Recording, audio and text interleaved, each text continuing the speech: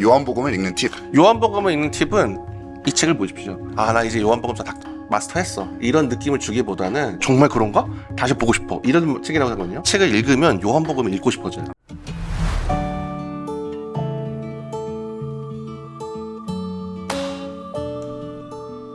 안녕하세요. 비아 프렌즈 영은송입니다. 안녕하세요. 비아에서 책을 만들고 있는 민경찬 편집장입니다. 비아 신간의 외형, 내용 그리고 한방을 살펴보는 비아 언박싱 시간이 돌아왔습니다. 오늘 저희가 함께 살펴볼 책은 웨르크 프라이의 요한복음과 만나다입니다. 비아의 만나다 시리즈 아주 오랜만인데요. 네. 저도 언제 만들었는지 기억도 잘 안 나요. 보통 이제 만나다 시리즈라고 하면은 네. 형성사, 네. 뭐 수용사, 해석사, 네. 뭐 이런 종류의 책이었던 것 같은데 뭐, 그 전에는, 근데 그 기본적으로 내용 입문서도 많이 다뤘습니다. 네, 뭐 성소와 만나다, 뭐 그리스도교와 만나다, 교보들과 네, 만나다. 그다음 교보와 만나다, 복음서와 만나다 같은 경우에는 기본적으로 내용의 입문서에 해당하죠. 이거는 그럼 어떤 성격의 책인가요? 이거는 입문서 플러스 영양사 조금? 굳이 말하면 요한복음의 어떤 총체적인 어떤 인상을 네. 보여주는 그런 책이라고 할 수 있습니다. 부제가 보니까 신약성서 신학의 정점, 네. 그리스도교 신학의 원천이라고 네. 돼 있는데 네. 항상 부제에 뭔가 그 편집장님의 의도를 담으시잖아요. 네. 어떤 의도인지 좀 궁금하네요. 성서가 정경으로 확립되게 할 때까지의 초기 교회의 어떤 몸부림이 있고 네. 그 뒤에 제도 종교로 확립된 그리스도교 신학이 있잖아요. 그러니까는 한편으로는 요한복음은 그 초기 교회의 여러 가지 고민들을 가장 그래도 완성형의 형태로 그 가장 어떤 무르익은 사유를 보여준다는 점에서 이 신약성서를 이루는 텍스트들 중에서는 네. 가장 원숙한 신학을 보여주는 저작이다. 네. 그런 점에서 신약성서 신학의 정점이고 한편으로 그렇기 때문에 이후 모든 그리스도교 신학은 요한복음에서 결국에는 그 뿌리를 두고 거기서 영감을 받을 수밖에 없다는 점에서 그리스도교 신학의 원천이라는 제목을 지었습니다. 이 책에 보면은 또 그런 내용이 좀 있긴 하더라고요. 그렇죠. 그 요한복음이 없었다면 네. 그리스도교 초기의 어떤 삼위일체나 그리스도의 신성이나 네. 이런 교리들도 없었을 것이다. 이런 내용도 담고 있더라고요. 그렇죠. 저도 그렇게 생각합니다. 그런 의미에서 이런 부제를 그렇죠. 정하신 거군요. 네, 설득이 되시나요? 돼야겠죠. 네. 대화에 하나요? 네. 이 책이 네. 굉장히 유니크하게도 네. 한국어판이 세계 최초라고 네. 하던데요. 그렇죠. 미출간 원고를 원어로 나온 게 아니라 네. 한국어판으로 번역한 게 네. 최초다, 세계 최초다. 그렇죠. 어떤 과정에서 이렇게 책이 나오게 된 건가요? 이 책의 온기인 김경민 목사님이 네. 비아의 꾸준한 이제 역자로도 활동을 하고 계신데 그 두 가지 그거를 제안해 왔어요. 그러니까 본인이 이제 예일에서 공부를 하고 그다음에 찌리로 이제 옮기는데 예일 시절에 지도 교수님 헤럴드 에트리지라는 또 이제 요한복음 연구의 대가. 네. 그다음에 그분이 이제 영미권을 가장 대표하는 요한복음 연구의 대가시잖아요. 그 원고 하나랑 그 다음에 이제 새로 맞이하게 되는 이제 기도 교수님의 어떤 것들 이렇게 해서 마침 또 그 해주에 어떤 것이 좋겠냐 비하에서 둘 중에 하나를 꼭 내고 싶은데 그래서 제가 희소성을 재다가 이게 지금 출간이 안 됐다고 하더라고요. 어디에서도. 그래서 요걸 하겠다. 그렇게 해가지고 김경희 목사님이 거기 그 저자인 웨르크 프라이 교수님의 제자니까 중간에 이제 중재 역할을 해가지고 성사가 될 수 있었습니다. 다른 세계 모든 출판사 유수의 출판사에 앞서서 네, 비아가 네. 가장 먼저 계약을 세계 먼저 최초로. 하는. 그 다음에 이제 다른 데로 이제 뻗어나가는. 네. 아마 영문판도 이제 뭐 언젠간 나오겠죠. 영문판, 도고판, 뭐 이런 기타 등등의 원로판을 해서. 네. 네. 축하드립니다. 네. 저는 저희 맘대로 비아의 어떤 세계적인 역량을 이제 인정받은 거라고 제 맘대로 생각하기로 했습니다. 네. 이 책의 외관을 또 안 살펴볼 수 없죠. 네. 이 그림 또 역시나 직접 그리신 걸 텐데 네. 어떤 의미인지 소개하기 이전에 네. 저자인 웨르크 프라이가 이 그림을 자기의 SNS에 올리면서 네. 그 코리안 아티스트가 이걸 그렸다. 아, 그쵸. 네. 코리안 아티스트의 반열에 오르셨는데 네. 기분이 어떠십니까? 민망합니다. 네, 이렇게 코리안 아티스트라고 얘기해주면 참 나중에 얼마나 당황하실지 이제 네. 실제로 다음 주에 뵙기로 했는데 어떤 말 하실지 모르겠고 어쨌든 뭐 좋게 봐주시니까 어쨌든 저희 디자인에 저자가 만족을 했다는 거니까 그걸 거기서 일단 만족하고 굉장히 기뻐할 일이죠. 네. 좀 더 좋은 점은 뭐 아시겠지만 그 SNS가 그래도 남들 또 유명한 신학학자시니까 네. 여러 또 신학학자들이 반응을 했잖아요. 댓글도 다시고. 네, 우리가 아는 또 사실 우리가 이렇게 학자들 많이 모르는데 마이클 버드도 좋아요 누르고, 네. 그리고 로마서에 가면인 그 비벌리 가벤타도 what a gorgeous 워러 골드스 커버라는 평을 해주셔가지고 제 기분이가 좋았다. 네, 제가 코리안 아티스트인지 모르겠지만 네. 해외 유수 일부 시작학자들이 좋아하는 디자인으로 인정받은 BI 표지 디자인이라고 할 수 있겠습니다. 네, 이것도 역시 축하드립니다. 네, 감사합니다. 그러면 본격적으로 네. 아티스트시니까 네. 이 그림이 어떤 걸 의미하는지 좀 설명을 해주세요. 일단 기본적으로는 운송님도 아시겠지만은 이 기본 모태가 되는 거는 중세 필사본 성서의 요한복음 그를 보면은 기본적으로 우리가 고전적으로 사복음서의 상징이 있잖아요. 그렇죠. 그다음에 독수리가 있고 그 두루마기를 들고 있는 복음사가 그거를 기본적으로 베이스로 했고요. 네. 다만 기본적으로 그 틀을 그대로 가져왔는데 조금 다르게 제가 표현한 거는 이 두루마리. 네. 두루마리가 보통은 이렇게 딱 이렇게 여기 안에서 이렇게 갖춰져 있는데 네. 저는 이걸 일부러 두루마리를 이 프레임을 벗어나게끔 구성을 했어요. 아주 길게 이렇게 빠져나와 있네요. 네네네. 이거는 요한복음 맨 마지막에 나오는 그 주님의 행적과 그런 것들을 다 담으려면은 온 세상에 그 도청을 통해도 모자랄 것이다. 그거를 좀 의식하고 담아내려고 노력했고 독수리가 보통은 옆에 있거나 조금 구성이 그 여기 옆에 있거나 여기 이쪽에 있는 경우가 많은데 네. 저는 조금 더 약간 영감 여기서 강조하는 저가 강조하는 게 또 성령이잖아요. 네. 그러니까는 독수리가 한편으로는 요한을 상징하기도 하지만 그러니까 독수리가 이제 활강해서 상승해서 하강하는 식으로 해서 영감을 주는 그래서 여기에 이렇게 성경 그러니까 성경이 완결되진 않았는데 더 뻗어나갈 수 있는 어떤 원천을 네. 제공해 준다는 그런 느낌으로 약간 그 독수리가 비둘기 역할까지도 그렇죠, 하는군요. 그렇죠. 독수리인가 네. 덩치의 기분인가. 혹시나 보기엔 까마귀로 오해하실까 봐 걱정이 되는데 어쨌든 저는 그런 역할까지도 어느 정도 해서 좀 상징의 역할을 할 수 있도록 배치를 했습니다. 예, 감사합니다. 네.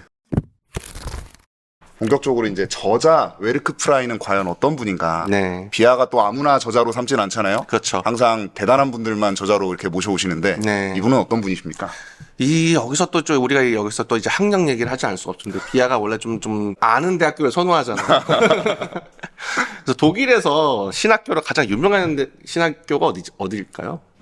뭐 괴팅엔도 있을 거고 네. 하이델베르크도 있을 거고 네. 여러 군데가 생각은 나지만 왜 한 군데 일부러 빼두시 소개 직접 하시라고요. 19세기 현대 신학사에서 가장 유명한 대학교는 아무래도 특히 이제 튜빙겐 대학교를 볼 수 당연하죠. 있는데 네. 왜냐하면은 이른바 우리가 좀 경계하는 19세기 성서 비평이 거의 태동하고 본격적으로 발화한 곳이 튜빙겐이기도 하고 네. 하지만 동시에 조시나 쪽으로는 우리가 얼마 전에 이제 돌아가신 위르겐 몰트만 그다음에 에바르트 에바르트 융엘 융엘. 그 전에도 이미 뭐 유수의 어떤 신학자들이 와가지고 조지 신학에서나 성서학에서나 가장 어쨌든 어떤 독일뿐만 아니고 전 세계 신학교의 가장 큰 공헌을 한 학교인 줄 아는데 그렇죠. 그 튜빙겐에서 그러니까 20세기 후반을 대표한 신학학자를 꼽으라면 그리고 그 엄밀한 자료 비평, 엄밀한 데이터, 방대한 데이터를 소개해서 사실상 신구약 중간사와 그다음에 초기 그리스도교 역사에서 어떤 자료 연구의 새로운 지평을 이뤘다고 평가를 받는 학자가 웨르크 프라이면 좋겠지만 웨르크 프라이는 아니고 그 전에 웨르크 프라이의 독도 파터인 마르틴 행헬이죠. 마르틴 행헬인데 그 마르틴 행헬이 애지중지하면서 키운 제자가 바로 웨르크 프라이다. 네. 네. 아주 훌륭하신 네. 분이시네요. 그렇죠. 또 저자 소개해 보니까 되게 전설 같은 얘기가 있던데 그 논문 한 편으로 네. 박사학위 논문과 교수 자격 심사 논문 2개를 그렇죠. 한 표에 해결하신. 그렇죠. 네. 뭐 아시면 아시겠지만은 독일에는 박사학위가 두 가지가 있죠. 크게 우리 인식 속에서는 이제 박사학위가 둘로 갈라져 있는 건데 하나는 박사학위고 하나는 이제 교수 자격 논문인데 사실 보통은 이제 교수 자격 시험 논문이 훨씬 더 어렵다고 평가를 받죠. 그렇죠. 예. 왜냐하면 실질적으로 그걸 해야지만 교수를 할 수 있으니까. 맞습니다. 그래서 보통은 그 논문이 구분되기 마련인데 웨르크 프라이 교수는 마르틴 행헬이 지도를 하다가 일종의 거의 3권을 썼는데 3권 분량의 박사 논문을 썼다는 것도 사실은 엄청난 일이지만 그 3권을 지도 교수가 알아서 1권은 박사 논문으로 쳐주고 뭐 이상권이었나요? 네. 그 이상권은 교수 자격 논문으로 쳐줘가지고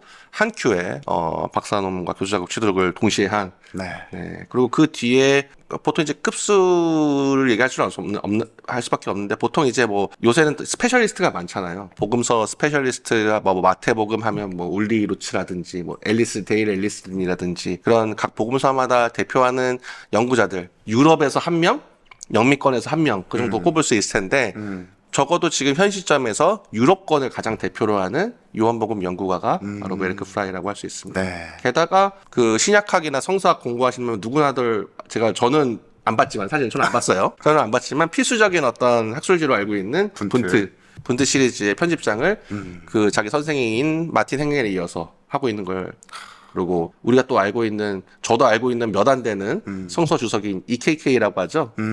네, 그 독일에서 유럽권에서 가장 저명한 네. 성서 주석의 요한복음 파트를 지금 기술 중에 있다. 지금 쓰고 있는 네. 분이시군요. 네. 갑자기 급수 얘기를 좀 더 하고 싶네요. 여기서 보통 해보시죠.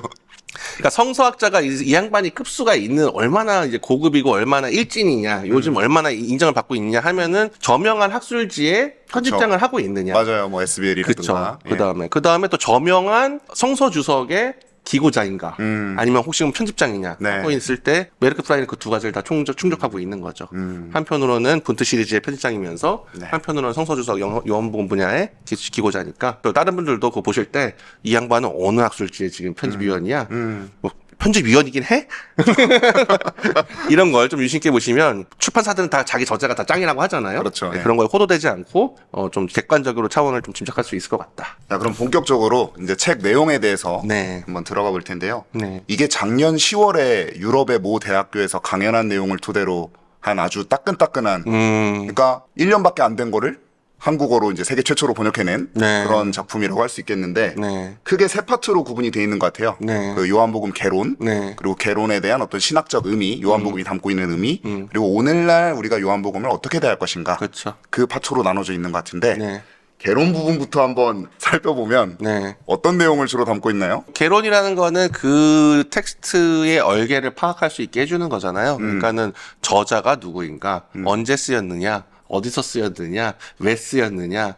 우리가 보통 국어 교과서 뭐 문학 자습서 같은 거 하면은 그 맨 시작에 나오는 이 책의 장르, 저자 누구, 뭐 낭만주의 학파 뭐 이렇게 나온 식으로 하잖아요. 네네. 바로 그 부분을 다루는 게 1장입니다. 1장에서 그래서 이 책을 누가 썼을까, 그 다음에 언제 쓰였을까, 그 다음에 언제 쓰였는 걸 알려면 어떤 것들을 고려해야 될까?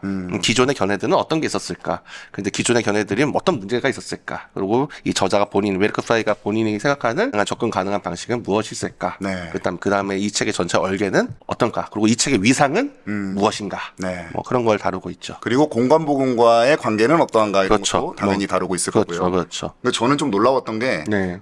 요한복음 전문가고 당연히 요한복음이 짱이다라고 할 것 같은데 네. 의외로 또 역사성만 따지고 보면 네. 공간복음이 훨씬 더 적확하다라고 얘기를 하고 있는 부분이 있어요. 네. 물론 이제 뒤에 가서는 네. 진리가 반드시 역사적 적확성으로만 드러나는 건 아니다. 네. 그 진리는 사실은 그 사실 이면에 있는 의미가 훨씬 더 중요한 거다. 뭐 네. 이런 식으로 말을 하긴 하던데 네. 그런 어떤 학문적인 객관성이랄까요? 네. 인정할 건 인정하는 그쵸. 이런 자세들도 저는 좀 눈에 띄었던 것 같아요. 그리고 되게 좋은 성서학자들은 네. 저는 두 가지를 다 갖고 있다고 생각해요. 그러니까 제가 생각하는 인정하는 좋은 성서학자들은 그 성서학의 장점은 되게 현미경을 가지고 굉장히 본문을 꼼꼼하게 볼 수 있는 능력을 갖춘 사람 같거든요. 네. 근데 정말 그 좋은 과학자가 마치 현미경 세계를 디테일하게 잘 본다고 해서 전 세계를 현미경으로 환원시키지 않듯이 성서학자들도 성서를 굉장히 꼼꼼하게 읽으면서도 이 성서가 어떤 식으로 해석될 수 있는지에 대해서 그 영향에 대해서 자기가 읽은 거에 환원시키지 않는 사람이야말로 저는 좋은 성서학자라고 생각을 하거든요. 그런 면에서 메르크 프라이는 굉장히 좋은 냉정한 관찰과 그 자료를 다루는 법을 알고 있으면서도 이것이 역사 가운데서 어떤 식으로 읽혔고 어떤 의미를 갖췄고 어떠한 영향을 행사했고 그것을 또다시 고려했을 때 어떤 의미를 지니고 있는지를 잘 알고 그거에 맞춰서 설명할 수 있는 네. 학자인 것 같아요. 그러니까 현미경뿐만 아니라 망원경까지도 갖추고 그렇죠. 나무뿐만 아니라 숲까지도 바라볼 수 그렇죠. 있는 그런 종류의 요한복음 개론을 그렇죠. 이 책은 담고 있다. 맞습니다. 라고 이해하면 되겠네요. 네. 그러면 이제 두 번째 파트로 넘어갈 텐데요. 네. 요한복음의 신학적 의미 네. 뭐 굉장히 여러 가지를 얘기하고 있지만 네. 편집자님 혹시 기억에 남는 게 뭐가 있으신가요? 기존의 성서학자들은 19세기 근대에 좀 치우쳤던 학자들은 텍스트를 자잘자잘하게 분해하는 데 관심이 많았어요. 그래서 네네. 그 성분 분석을 하는데 그러니까 한마디로 비타민 음료를 분해하면은 비타민도 있고 뭐도 있고 C도 있고 D도 있고 뭐 이런 거에 파생은 비타민은 어디서 나왔고 뭐 토마토에서 나왔고 어디서 나왔고 이렇게 하는 걸 좋아했는데 결국 사람들이 궁금한 건 그래서 무슨 맛이 나는데 이게 우리 몸에 좋은 거야? 관심이 있잖아요. 네네네. 근데 웨르크 프라이가 이제 2장에서 다루는 게 바로 이런 맛. 그 당시에는 어떤 맛으로 그리고 사실은 이 저자가 어떤 맛을 이런 요소들을 병합해서 이런 맛을 내기를 원했다. 네. 그런 것을 얘기하고 있죠. 1장에서 언급한 공간복음과 요한복음의 차이를 어떻게 보면은 그냥 공간복음의 역사적 사실, 실제 예수에 근접했던 일들은 아마 공간복음이 더 훨씬 더 가까울 거다. 하지만 그러면 요한복음이 의미가 없는 게 아닌가? 그게 아니라 훨씬 더 요한복음에는 깊은 의미가 담겨 있다. 네. 그리고 그것을 저자도 알고 있었고 본인이 단순히 내가 객관적으로 예수님의 어떤 생애를 재구성해야지 이런 게 아니라 요한이 실제로 갖고 있었던 거는 과연 그런 사건들을 겪은 우리가 만난 예수는 어떤 분이신가?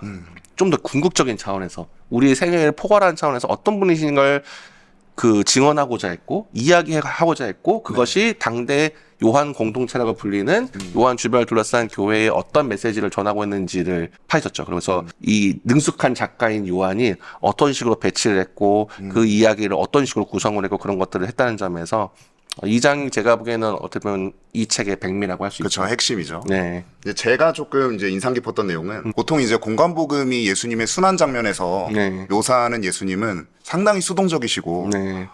진짜 말 그대로 그 고난을 당하시는 예수님의 모습을 강조한다면 네. 요한복음 같은 경우에는 신학적 강조점이 아무래도 부활의 빛에 비추어서 예수님의 생애를 다시 네. 재구성을 해봤을 때 네. 예수님을 굉장히 의지적으로 고난을 자발적으로 취하시고 네. 능동적으로 행동하시고 네. 또 승리를 쟁취하시는 그런 영광의 주님으로 묘사를 한다는 점이 네. 공간복음과 대조되는 네. 요한복음 신학의 어떤 핵심 내용이다. 네. 이렇게 강조하는 부분이 저는 되게 인상 깊었거든요. 그렇죠. 그러니까 제가 보기엔 근데 되게 재밌지 않아요? 근데 그것을 요한이 그렇게 쓰던 쓰는 상황은 사실은 초기 그리스도인들이 굉장히 세상에서 경멸받고 네. 곡해받고 되게 하찮은 것들로 취급받고 있을 때 본인들의 신앙이 완전히 흔들려 있을 때 바로 요한이 얘기하고자 하는 게 그런 아주 위험 있고 네. 존엄하고 어떻게 보면 세상에 굴복하지 않고 세상을 죽음으로써 죽음을 짓밟으시고 승리를 거두신 예수 그리스도를 증언하는 그것을 강조한다는 게 그게 요한복음의 굉장히 현실과 맞물은 해석이 굉장히 흥미로운 점이고 그것이 또 어떤 면에서는 저는 오늘날과 또 공명하는 점이 많은 것 같아요. 그러면 오늘날과 공명한다는 것을 이어받아가지고 네. 세 번째 파트인 네. 요한복음을 오늘날 네. 어떻게 읽을 것인가. 네. 이거는 뭐 이 책을 읽는 팁과도 연관이 될 수 있겠고요. 네. 요한복음 자체를 읽는 팁과도 좀 연관이 될 수 있을 것 같은데 네. 그것과 관련지어서 이 책을 읽는 팁 혹은 요한복음을 읽는 팁. 요한복음을 읽는 팁은 이 책을 보십시오. 네, 이 책에 웨르크 프라이 교수님이 세 가지를 들어서 되게 쉽게 얘기하셨는데 예. 웨르크 프라이 교수님도 지적하시지만 우리는 너무 정답을 가지고 본다.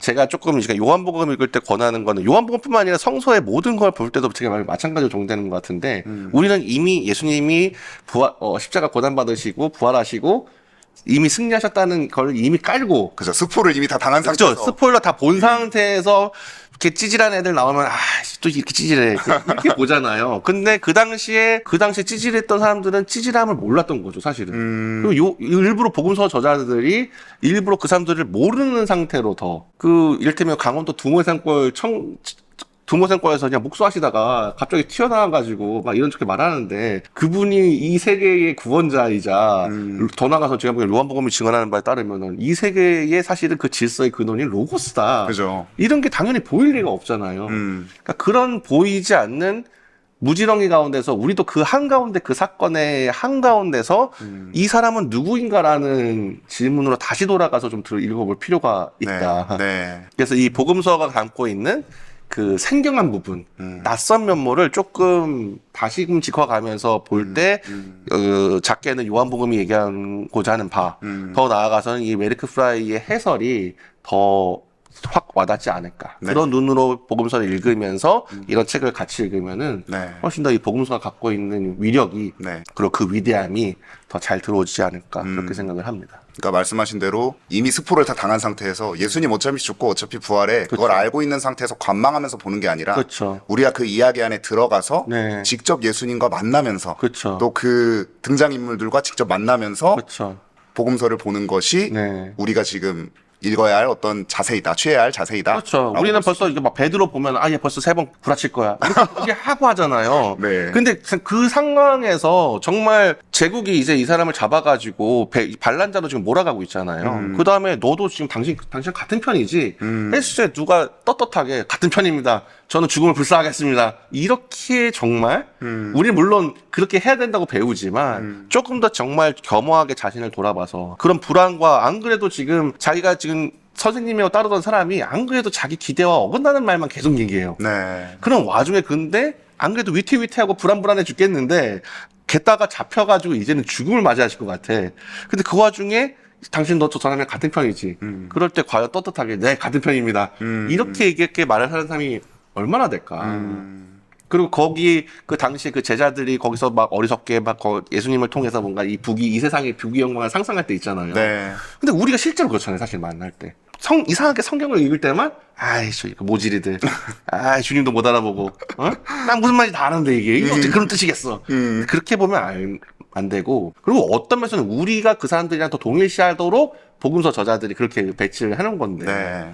그래서 그런 그 결을 좀 더 따라 읽을 때 훨씬 더 복음서의 어떤 위대함과 예수께서 왜 그리스도이신지가 우리가 더 잘 들어올 수 있는 것 같아요. 네. 좋은 성서학자의 책은 이 책을 다 덮고 났을 때 나 이제 요한복음서 다 마스터했어. 이런 느낌을 주기보다는 요한복음을 더 읽고 싶다. 읽어봐야지. 네, 더 읽어봐야지. 그리고 책을 내용을 볼수록 정말 그런가? 다시 보고 싶어. 이런 책이라고 하거든요. 저는 이 책의 가장 큰 미덕은 이 책을 읽으면 요한복음을 읽고 싶어져요.